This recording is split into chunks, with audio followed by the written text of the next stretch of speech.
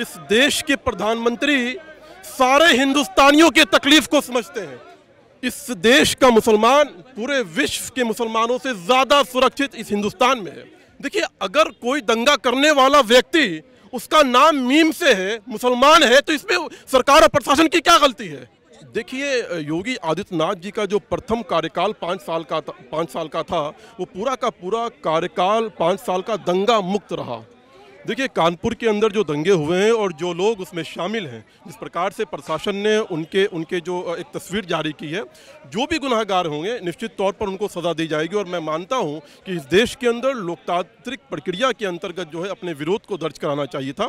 जिस प्रकार से जो टिप्पणियां एक प्रवक्ता के द्वारा की गई, उसको आधार बना करके आप देश की व्यवस्था को जो है बिगाड़ नहीं सकते, आप सरकार के राज की संपत्ति को बिगाड़ नहीं सकते, आप समाज के अंदर जो है सौहार्द को बिगाड़ नहीं सकते हैं। इस प्रकार से ऐसे लोगों पे जितनी दंडित और कठोर कार्रवाई होनी चाहिए, मुझे पूरी आशा है कि सरकार जो है करेगी।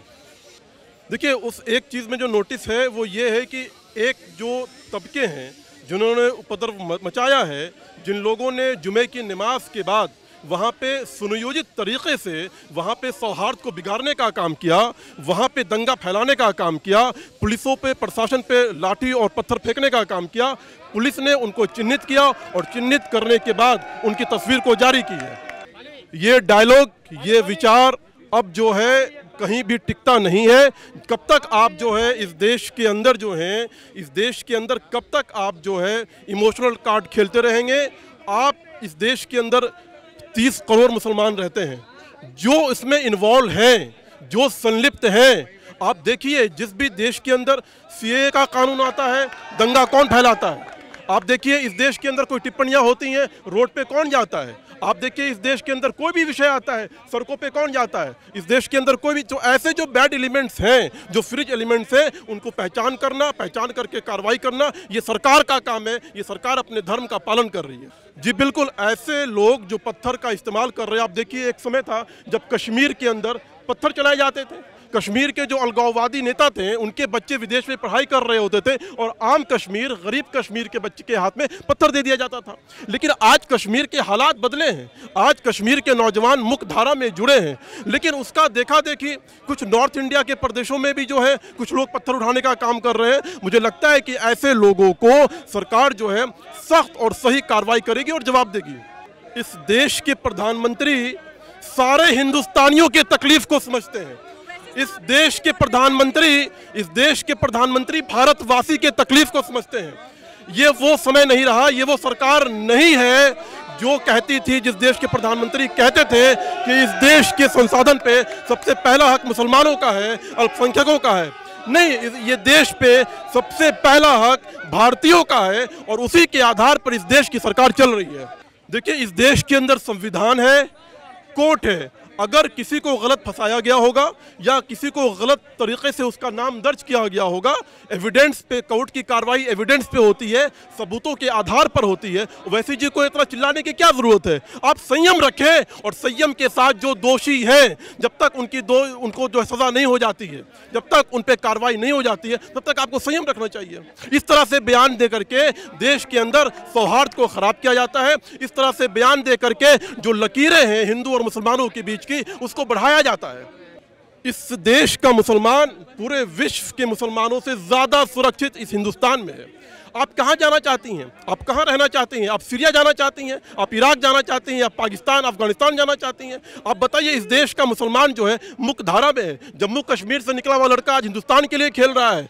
हैदराबाद की लड़की जो है गोल्ड मेडल जीत रही है और आप कहते हैं मुसलमान डरा हुआ है। ये वो लोग डरे हुए हैं जिनकी राजनीति नहीं चल रही है। ये वो लोग डरे हुए हैं जिनकी दुकानें नहीं चल रही हैं। भारत का आम मुसलमान खुश है, प्रगतिशील है और बहुत ही सहनशीलता के साथ, बहुत ही विकास के साथ यहाँ पे रह रहा है। देखिए, अगर कोई दंगा करने वाला व्यक्ति उसका नाम मीम से है, मुसलमान है, तो इसमें सरकार और प्रशासन की क्या गलती है? अगर आप दंगा करेंगे, चाहे आप मुसलमान हो, हिंदू हो, आप जेल जाएंगे, आप पे सख्ती बरती जाएगी। आप आप कब तक ये इमोशनल रोना रोते रहेंगे कि मुसलमानों को फंसाया जा रहा है, मुसलमानों को जो है परेशान किया जा रहा है। जो मुसलमान तरक्की पसंद है, जो देश के साथ चलना चाहता है, वो देश को आगे लेकर के जा रहा है। लेकिन जो लोग उस मानसिकता के साथ इस देश में रहना चाहते हैं, जब पाकिस्तान और हिंदुस्तान का बंटवारा हुआ था, उस मानसिकता के साथ के रहने वाले लोग आज भी इस देश में उसी मानसिकता से चल रहे हैं और उनको तकलीफ होगी। और जब जब वो दंगा करेंगे, जब जब वो भारत के विरुद्ध जाएंगे, तब तक उनके साथ ऐसे ही कार्रवाई की जाएगी। देखिए, जब से मोदी जी इस देश में प्रधानमंत्री बनकर के आए हैं 2014 से, तब से इस देश के अंदर वंशवाद की राजनीति, जातिवाद की राजनीति और तुष्टीकरण की राजनीति, धर्म पर आधारित राजनीति पूरी तरह से संपूर्ण तौर से बंद हो गई है। तो जो लोग धर्म के आधार पर अपनी दुकान चला रहे थे, जो मुस्लिम उलमाए मुस्लिम तंजीमें चल रही थी, जो बंडर बाट कर रहे थे, उन लोगों के दुकानों पे ताला लग चुका है। तो उनको एक मुद्दा चाहिए देश के अंदर अपनी राजनीति को चमकाने के लिए। इसलिए उस तरह के आरोप लगाना, इस तरह से मुसलमानों के हमदर्द बनना और जो चीज़ इस देश के अंदर नहीं है, उस चीज़ को बार बार कह करके जो साबित करना कि वो इस देश के साथ नहीं है। देखिए, निश्चित तौर पर एक भारतीय होने के नाते और ख़ासकर एक मुसलमान भारतीय होने के नाते मुझे बहुत दुख होता है जब इस देश के अंदर दंगे होते हैं, फसाद होते हैं और नफ़रतें और की जो लकीरें हैं वो बढ़ाई जाती हैं। जबकि ये देश जो है, इसका एक 5000 से पुराना इस देश का एक गौरव है। ये देश सहिष्णु देश है। इस देश के अंदर जितने भी विश्व के जो धर्म है, उनको सबको समाहित करने की शक्ति अगर कहीं पूरे विश्व में है तो वो भारत के अंदर है। उसके बावजूद आप मज़हब के आधार पर इस देश को बांटना चाहते हैं, आप मज़हब के आधार पर इस देश को डिस्क्रिमिनेशन करना चाहते हैं, लकीरें खींचना चाहते हैं। तो मुझे लगता है कि भगवान उन लोगों को सद्बुद्धि दे जो इस देश को टुकड़ा करना चाहते हैं। भगवान उन लोगों को सद्बुद्धि दे जो इस देश के अंदर हिंदू मुसलमान की नफरत को फैलाना चाहते हैं। और मुझे लगता है कि जो आज का जो आने वाला युवा है, जो न्यू जनरेशन है, वो इस बात को समझता है। उसके अंदर ये जो फीलिंग्स है हिंदू मुसलमान या जो धार्मिक फैलाने वाले जो लोग हैं, उसमें वो नहीं फंसने वाला है, उस ट्रैप में वो नहीं आने वाला है। वो प्रगतिशील है, वो देश को आगे लेकर के जाने वाला है और सभी समाज को लेकर के आगे चलने वाला है। देखिए, जहाँ भी दंगे हुए, चाहे वो सीए कानून का जब मसला था, शाहीन बाग का मसला था, केरल से लेकर के हैदराबाद से लेकर के बंगाल, हर जगह पीएफआई के लोगों की इन्वॉल्वमेंट पाई गई है। सरकार प्रशासन जो है उसने पूरी तरह से उस पर पाबंदी लगा दिया गया है और सरकार जो है उसमें से बहुत सी गिरफ्तारियाँ भी हुई हैं, मनी लॉन्ड्रिंग के केसेस भी दर्ज किए गए हैं। और मुझे लगता है कि जो लोग भी उसमें दोषी होंगे उन पर कार्रवाई होगी। पीएफआई की निश्चित तौर पर इसमें एक बड़ी भूमिका है, जो देश के अंदर अराजकता फैलाने का काम कर रहा है। लेकिन बहुत ही जल्द पूरी तरह से सरकार और प्रशासन जो है उन पर सख्त कार्रवाई करके उनको पाबंदी तो लगा दी गई है, लेकिन जल्द से जल्द वो लोग, ऐसे लोग जो बाहर घूम रहे हैं, वो जेल के अंदर भी होंगे। देखिए, योगी आदित्यनाथ जी का जो प्रथम कार्यकाल 5 साल का था, वो पूरा का पूरा कार्यकाल 5 साल का दंगा मुक्त रहा। आप पिछले इतिहास को अगर देखेंगे, उत्तर प्रदेश के इतिहास को देखेंगे, तो दूसरी सरकारों के अंदर जो है लगातार वहाँ दंगे होते रहते थे, लेकिन पिछला 5 साल दंगा मुक्त रहा।